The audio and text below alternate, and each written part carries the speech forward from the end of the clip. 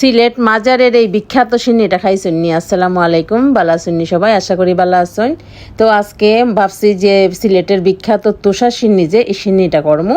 তো একটা সসপ্যানে লইয়া লাইছি 1 কাপ পানি, এটার মধ্যে দিয়া লাইছি তেজপাতা, দারচিনি, এলাচ, আর যে কাপটা দিয়ে পানি দিছি ওই কাপটা দিয়ে ওই 1 কাপ চিনি দিয়া লাইমু। দিয়ে একটু সময় নাড়াচাড়া করার পর যখন একটা বলকা উঠে যাবো গিয়া তখন ওই শিরাটা নামাই রাখা দিমু। এরপরে একটা কড়াই লইমু, কড়াইয়ের মধ্যে ওই 1 কাপ পরিমাণ তেল দিমু, তারপরে আমি আরও কিছু ঘিও দিছি।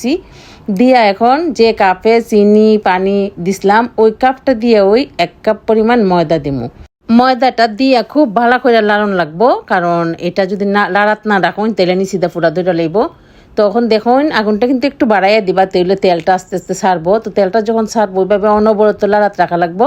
লাড়তে লাড়তে লাড়তে যখন একদম বাদামি কালারটা আইব তখনই কি তা করবা, জাল দিয়া রাখা যে পানিটা আছিল এই পানিটা দিয়া লাইমু। এর ভিতরে দিয়া লাইছি কিশমিশ। বাদামি কালার হওয়ার আগ পর্যন্ত এটা লাড়া রাখতে হইব, কারণ নাইলে পুরা ধরে লাইব। তো বাদামি কালার আইছে, এখন কিন্তু আমি জাল দেওয়া যে পানিটা আছে পানিটা দিয়া লাইমু। পানিটা কিন্তু থুরা থুরা দেওয়ান লাগবো, কম কইরা একটু দিয়া তারপরে লাইরা আবার দেওয়ান লাগবো। এভাবে অনবরত লাড়তে লাড়তে দেখবা তৈরি গেল আপনার তোষা সিন্নি। তো রেসিপিটা যদি ভালো লাগে তো অবশ্যই লাইক করবা আর একটা কমেন্ট করবা।